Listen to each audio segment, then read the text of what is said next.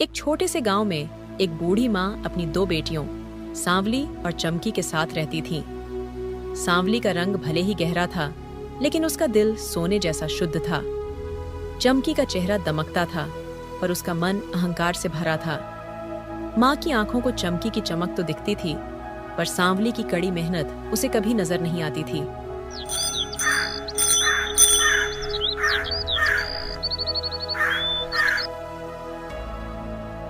अरे सांवली, अभी तक सो रही है?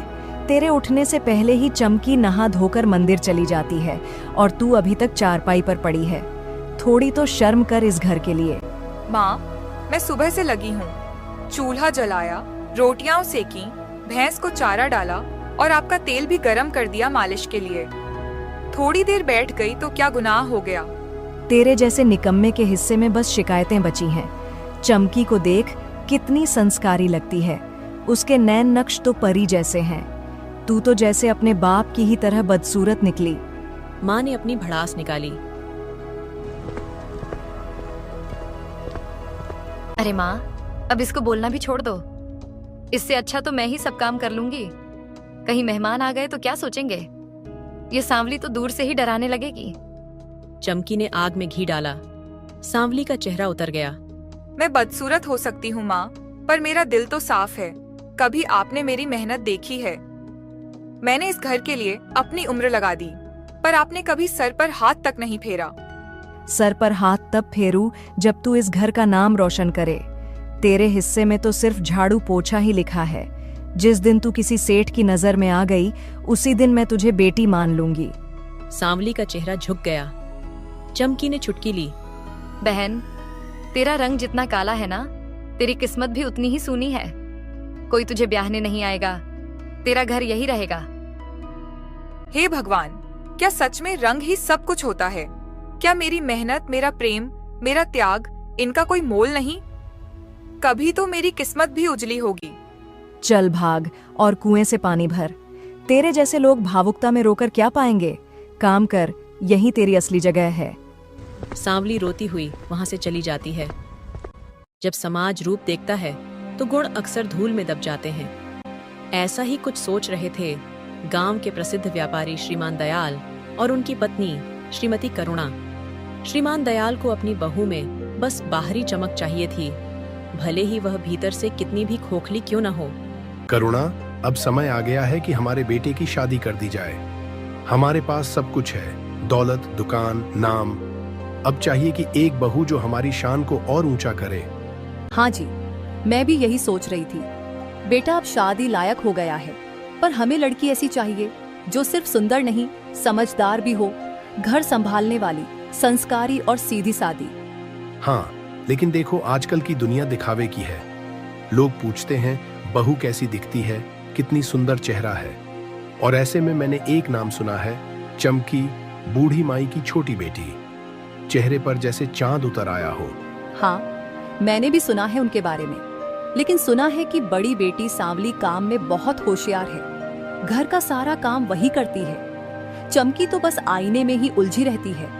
कामकाज कौन देखता है करुणा? हमारे पास नौकर हैं बर्तन धोने के लिए। हमें तो चाहिए एक ऐसी बहू जो हर शादी ब्याह में लोगों के मुंह से वाह निकलवा दे। पर क्या सिर्फ सुंदरता ही सब कुछ होती है? अगर स्वभाव ठीक न हो तो घर नरक बन जाता है, और अगर बहू में ममता नहीं तो वह सौंदर्य किस काम का? अरे भगवान, तुम तो पुरानी सोच वाली बातें करती हो। देख, समाज को दिखाने के लिए एक सुंदर बहू से बेहतर कुछ नहीं होता। चमकी इस गांव की सबसे सुंदर लड़की है। हमारा नाम उसके साथ जुड़ते ही चर्चित हो जाएगा।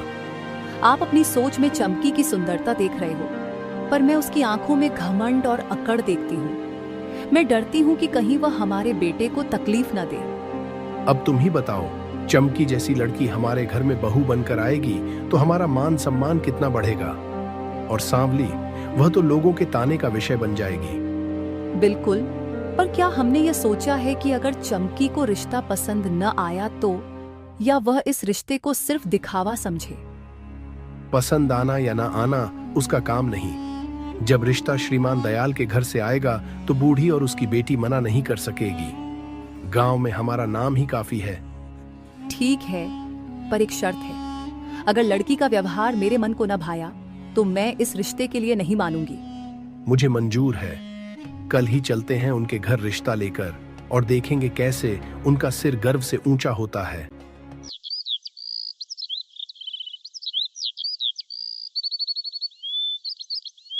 जिस दरवाजे पर कभी उम्मीद ने दस्तक नहीं दी थी, आज वही रिश्ते का पैगाम आया। श्रीमान दयाल और श्रीमती करुणा बूढ़ी माँ के घर रिश्ते की बात करने पहुंचे। अरे सेठ साहब, आप और करुणा बहन जी भी साथ आई हैं। कहिए, कैसे आना हुआ? राम राम बहन जी, आपके घर की तारीफ सुनी थी, खासकर आपकी चमकी बेटी की सुंदरता की। हम अपनी बेटी के लिए रिश्ता लेकर आए हैं। चमकी के लिए? सेठ साहब, आप मजाक तो नहीं कर रहे हैं? इतने बड़े घर से रिश्ता मेरी बेटी के लिए? नहीं बहन जी, हम मजाक नहीं करते। आपकी बेटी हमारी बहू बने, इससे बड़ी बात क्या हो सकती है। माँ, क्या हो रहा है? बेटी, यह रिश्ता लाए हैं तेरे लिए। देखा, मैंने कहा था ना, तू ही हमारे घर की किस्मत है। बिटिया, हमारे बेटे को ऐसी ही संस्कारी और सुंदर लड़की की तलाश थी। अब अगर आप सब राजी हैं तो हम जल्दी ही सगाई करना चाहेंगे। हाँ, क्यों नहीं। ऐसा घर अगर मेरे लिए आए तो किस्मत खुद कदमों में बैठ जाए। सेठ जी, मुझे यकीन ही नहीं हो रहा। इतना बड़ा सौभाग्य। चमकी की शादी अगर आपके घर में होगी तो मेरी गरीबी भी मानो मिट जाएगी। बेचारी सांवली रसोई घर से यह सब सुन रही थी और सोच रही थी, हर बार मेरी आंखें ही क्यों नम होती हैं? क्या सिर्फ सुंदरता ही रिश्ता लायक होती है? मेरे हाथों में मेहनत की लकीरें हैं, पर कोई उन्हें नहीं पढ़ता। बहन जी, कल हम फिर आएंगे शगुन और तैयारी लेकर। आप बस बेटी को तैयार रखिए। मैं तो अभी से सोने की चूड़ियाँ, लाल जोड़ा और रथ का सपना देख रही हूँ माँ। अब देखना, मैं इस घर को आसमान बना दूंगी। हाँ बेटी, तू तो देवी है, तेरे कदम ही इस घर की किस्मत खोल देंगे। हम चलते हैं बहन जी, शुभ दिन तय करके खबर भिजवाएंगे। चमकी का रिश्ता पक्का हो गया। वहीं सांवली की आंखें भीग गईं। मेहमान चले जाते हैं। उनके जाते ही चमकी और बूढ़ी दोनों खूब खुश हो जाते हैं। बिटिया, देख, भगवान ने तुझ पर कैसी कृपा की है। सेठ सेठानी जैसे लोग तुझे अपनी बहू बनाना चाहते हैं। तेरी सुंदरता ने पूरे गांव को रोशन कर दिया। अरे माँ, मैंने कहा था ना, मैं आम नहीं खास हूँ। ऐसी शक्ल देखी है किसी ने इस गांव में जो देखे बस देखता रह जाए। तेरी किस्मत तेरे चेहरे पर लिखी है बेटी। जिस दिन तू पैदा हुई थी, मैं समझ गई थी कि यह लड़की हमारे भाग्य को चमकाएगी। और वह सांवली? माँ, अब तो पक्का हो गया। उसे तो कोई रिश्ता भी नहीं भेजेगा। उसे तो बस झाड़ू पकड़ा दो और चुप रहने को कहो। हाँ, ठीक कहती है तू। सांवली तो जन्म से ही बोझ है। जिस दिन तेरी शादी होगी, उसी दिन मेरी छाती से एक भारी पत्थर उतर जाएगा। और वहीं दूसरी ओर सांवली दरवाजे के पीछे खड़ी थी। उसके कानों में हर शब्द तीर की तरह चुभ रहे थे। मेरे हिस्से में तो बस काम है, अपमान है। माँ की एक मुस्कान तक नसीब नहीं होती। क्या सिर्फ रंग ही सब कुछ होता है? क्या एक बेटी की मेहनत कुछ भी नहीं? उस रात चमकी सपनों में खोई रही। बूढ़ी माँ सपनों को गिनती रही। कुछ वक्त के बाद चमकी की शादी हो जाती है। शादी सिर्फ दो लोगों का नहीं, दो परिवारों का रिश्ता होता है। लेकिन जब रिश्ता सिर्फ चेहरे से जोड़ा जाए तो टूटने में देर नहीं लगती। बेटा रौनक, अब तेरी जिंदगी की नई शुरुआत है। चमकी बहुत सुंदर है। अब बस वह इस घर की इज्जत को बढ़ाए, यही उम्मीद है। जी पिताजी, मैं पूरी कोशिश करूंगा उसे समझने और अपनाने की। बिटिया, अब यह घर तेरा है। तू इस घर की बहू है। जैसे लक्ष्मी पैर रखती है, वैसी ही तू आई है। चमकी ने पहले ही दिन अपना रंग दिखाना शुरू कर दिया। देखती हूँ। पहले तो मुझे मेरी पसंद की साड़ी जो सिल्क की बनी होनी चाहिए, वरना मैं कोई काम नहीं करूंगी। शादी के दूसरे ही दिन चमकी ने घर का रंग बदलना शुरू कर दिया। न विनम्रता, न सेवा, बस हुक्म और ताने। जहां सब सोच रहे थे कि बहू पूजा करेगी, वहां वह दिन भर बिस्तर पर पड़ी रहती थी। मालकिन, नई बहू रसोई में आना भी पसंद नहीं करती। कहती है ये सब मेरे बस का नहीं। हे भगवान, ये लड़की तो बिल्कुल अलग है। न मुंह मीठा, न व्यवहार। अब समझ नहीं आ रहा क्या करे। माँ कह रही थी, तुम थोड़ा घर के काम में हाथ बटाओ। कम से कम पूजा की थाली ही बना दो। क्या मैं नौकरानी हूँ? तुम्हारी माँ क्यों नहीं समझती कि मैं कोई गांव की लड़की नहीं हूँ? मैं आराम करने आई हूँ, सेवा करने नहीं। बेटा, ये तो हमने सोचा भी नहीं था। ये लड़की तो दिन पर दिन घर में अशांति फैला रही है। हर बात पर झगड़ा और चेहरे पर ताना। अब हम क्या करें? धीरे धीरे चमकी का असली स्वभाव हर किसी के सामने आने लगा। उसकी सुंदरता अब बोझ बनती जा रही थी, क्योंकि अंदर से वह सिर्फ घमंड और स्वार्थ से भरी थी। बिटिया, शादी सिर्फ सोने के गहने पहनने से नहीं निभती। तुम्हें रिश्ता को भी संजोना आना चाहिए, वरना ये घर भी तुम्हारे लिए अजनबी बन जाएगा। मुझे उपदेश मत दो। मैं तुम्हारे बेटे की बीवी हूँ। माँ बनकर मत दिखाओ मुझे। जैसी जिंदगी चाहिए मैं वैसी ही जीऊंगी। शायद हमने चकाचौंध में देखा, लेकिन गहराई में जाना ही नहीं, और अब भुगत रहे हैं। जिस बहू को वह देवी समझ बैठे थे, वह अब रोज इस घर को अपमानित करती है। इन सभी बातों से परेशान होकर श्रीमान दयाल चमकी की शिकायत करने बूढ़ी माँ के पास जाते हैं। बहन जी, हमें लगता है हमसे बहुत बड़ी भूल हो गई। हमने आपकी बेटी को बहू बनकर अपनी जिंदगी में तूफान बुला लिया है।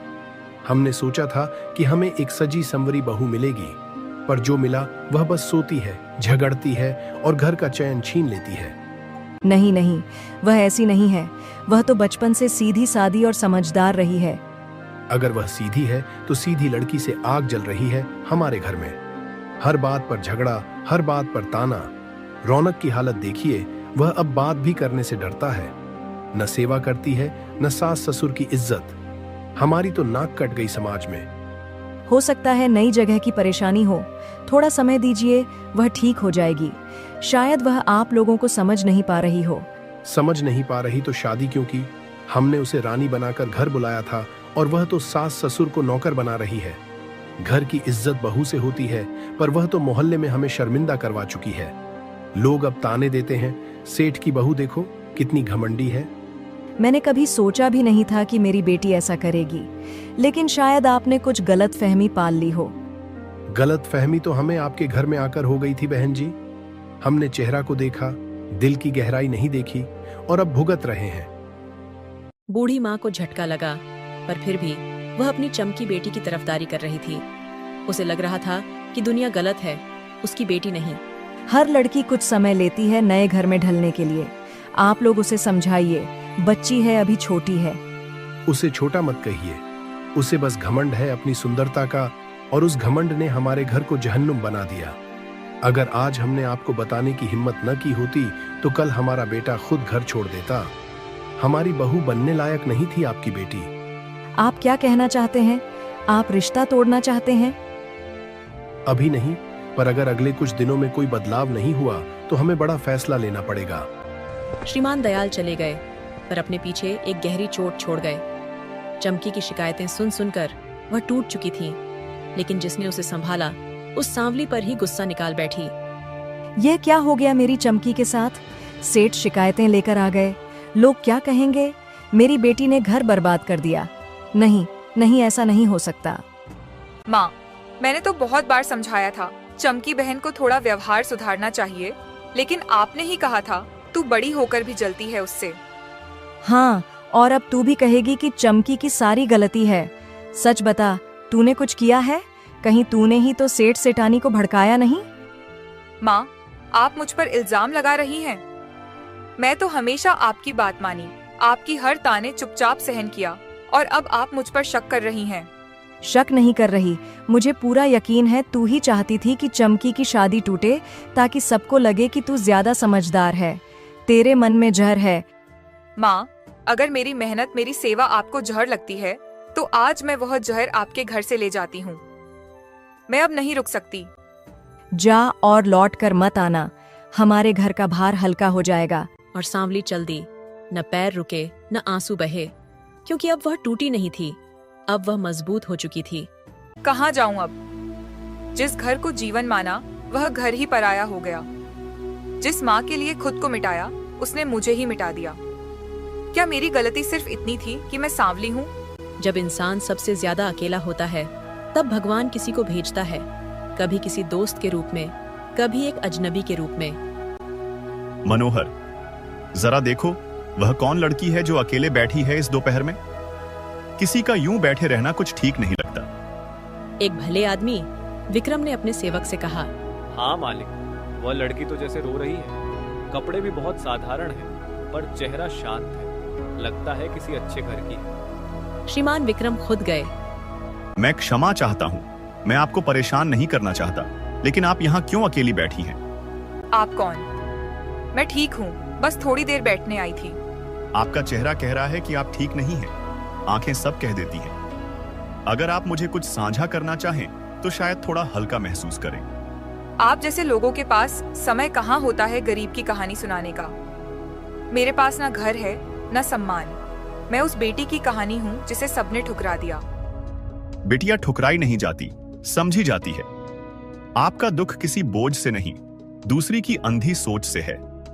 मैं रघुवीर सिंह का बेटा विक्रम हूं और उससे ज्यादा मैं इंसान हूं, और हर इंसान की कहानी सुनने का अधिकार मुझे है। सांवली ने कभी सोचा भी नहीं था कि कोई उसकी आंखों में आंसू देखकर रुक जाएगा। मुझे अपने जीवन में कोई नहीं मिला जो मेरे दिल की बात सुने। आज आप जो कह रहे हो वह मेरे लिए एक दवा की तरह है, पर मैं आपके सामने हाथ जोड़कर कहती हूँ, मुझे अपने रास्ते पर अकेला छोड़ दीजिए। आपका आत्मसम्मान देखकर मैं आपको और अधिक सम्मान देता हूं, लेकिन अकेलापन और आत्मसम्मान एक ही बात नहीं होते। आपको खाना चाहिए, पानी चाहिए, थोड़ा विश्राम भी। मेरे घर में माता पिता भी हैं। अगर आप चाहें तो कुछ दिन रुक सकती हैं। कोई जोर नहीं, सिर्फ प्रस्ताव है। मैं किसी पर बोझ नहीं बनना चाहती, पर सच कहूँ आज पहली बार दिल ने कहा कोई है जो सुन रहा है। तो आइए मेरे घर। आपके लिए द्वार खुले हैं सम्मान और आदर के साथ। आप जैसी आत्मा को घर देना मेरे लिए पुण्य होगा। सांवली चल पड़ी, पर इस बार अकेले नहीं।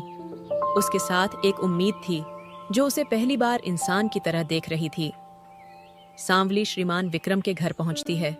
सांवली ने न सिर्फ नए घर की रसोई संभाली, बल्कि वहां के दिल भी जीतने शुरू कर दिए। आज मैं पहली बार किसी अजनबी के लिए कुछ बना रही हूँ, पर मन ऐसा है जैसे इन्हीं के लिए बनाते हुए जन्म बीता हो। भगवान बस खाना ठीक बन जाए, क्योंकि तारीफ की मुझे आदत नहीं, पर आज उम्मीद जरूर है। वाह, ये कैसी खुशबू है माँ। मैंने ऐसा स्वादिष्ट गंध अपने जीवन में नहीं लिया। लगता है आज का खाना दिल से बना है। बिल्कुल बेटा, आज हमारे घर में पहली बार कोई ऐसी लड़की आई है जिसने बिना कहे रसोई संभाल ली। सांवली बेटा, चलो तुम भी बैठो। नहीं माँ जी, आप लोग खाइए। मुझे खाना खिलाकर जो संतोष मिलेगा वह किसी स्वाद से ऊपर है। अरे वाह, ये स्वाद तो जैसे रसोई से नहीं, किसी साध्वी की तपस्या से आया है। सांवली, तुमने जो खाना बनाया वह न सिर्फ स्वादिष्ट है, बल्कि आत्मा को छूता है। आपने मेरी तारीफ की। यकीन मानिए, आज तक मेरी माँ ने भी यह शब्द नहीं कहे। मैंने तो हमेशा वही सुना, सांवली है तो काम करना ही तेरा धर्म है। बेटा, रंग भगवान की कला है, लेकिन गुण तुम्हारी साधना है। मैं तुम्हें बेटी नहीं, इस घर की लक्ष्मी मानती हूँ। सांवली, क्या तुम जानती हो, तुम जैसी स्त्री अगर किसी घर में हो तो वहाँ पूजा अपने आप होती है। तुम्हारा चुप रहकर काम करना मेरे लिए सबसे बड़ी पूजा है। और उस रात घर में एक खुशबू फैली, रोटियों से नहीं, नई संवेदनाओं से। सांवली अब सिर्फ एक अतिथि नहीं थी, अब वह उस घर की इज्जत बन चुकी थी। कभी कभी भगवान कुछ लोगों को तोड़ता है ताकि उन्हें फिर से एक मजबूत रूप में बना सके। कुछ वक्त बीतता है, विक्रम को सांवली से प्यार हो जाता है। सांवली, तुम कुछ ही दिनों में मेरे घर की हिस्सा बन गई हो। न किसी शर्त से, न किसी प्रयास से, बस अपने स्वभाव से। आज मैं एक बात दिल से कहना चाहता हूँ। जी बाबू, आप कहिए। आप जैसे सम्मानित व्यक्ति का आदेश मेरे लिए सर आंखों पर है। यह आदेश नहीं, एक निवेदन है। मैं चाहता हूँ, क्या तुम मेरे जीवन की संगिनी बनोगी? मुझसे? मैं एक साधारण सांवली त्यागी लड़की और आप एक जमींदार के बेटे। आपको मजाक करना शोभा नहीं देता। तुम्हें क्या लगता है, जो आदमी तुम्हारे स्वभाव से इतना प्रभावित हो, जो तुम्हारी मेहनत में सौंदर्य देखा है, वह मजाक करेगा? सांवली, मैंने जीवन में बहुत चेहरे देखे, पर दिल तुम्हारा जैसा कभी नहीं मिला। बेटी, अगर तू हमारी बहू बनेगी तो इस घर का भाग्य बदलेगा। मैंने बहुत सी औरतें देखी हैं, लेकिन तेरी आंखों में जो शांति और सेवा है वह दुर्लभ है। माँ जी, आपने मुझे बहू कह दिया। बस यही मेरे जीवन का सबसे बड़ा सम्मान है। मैंने तो हमेशा तिरस्कार झेला। आज अगर आप लोग मुझे अपनाएंगे तो मेरा जीवन सफल हो जाएगा।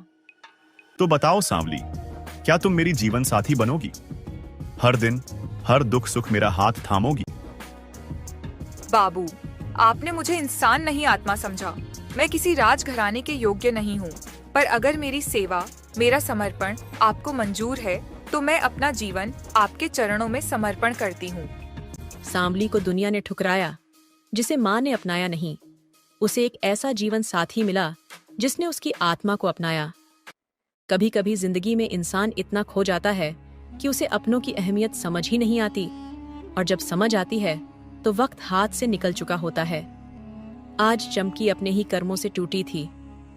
माँ, उसने मुझे तलाक दे दिया। कहता है मैं पत्नी कहलाने लायक नहीं। अब मैं कहाँ जाऊं? जिस घर को मैंने ठुकराया, आज वही मेरी आखिरी उम्मीद है। बेटी, मैं भी क्या करूं? जिसे देवता समझकर विदा किया था, वही आज मेरे आंगन में टूटी हुई है। हम दोनों ने बहुत बड़ा धोखा खाया है, लेकिन शायद यह भगवान का इंसाफ है। और वह सांवली जिसे हम सांवली कहकर हंसते थे, आज उसने जमींदार के बेटे से शादी कर ली। वह तो अब रानी बन गई होगी। हाँ, किस्मत ने उसे बहुत कुछ दिया और हमने उससे बहुत कुछ छीना, पर जो दूसरों का हक छीनता है वह खुद एक दिन खाली हो जाता है। माँ, क्या हम सांवली से माफी मांग सकते हैं? क्या वह कभी लौटेगी? क्या वह हमें गले लगाएगी? हाँ बेटी, हमने उसे कभी बेटी माना ही नहीं। न उसके त्याग को देखा, न उसकी विनम्रता को समझा, और ऊपर वाले ने देखा और उसे वहीं पहुंचाया जहां उसका हक था।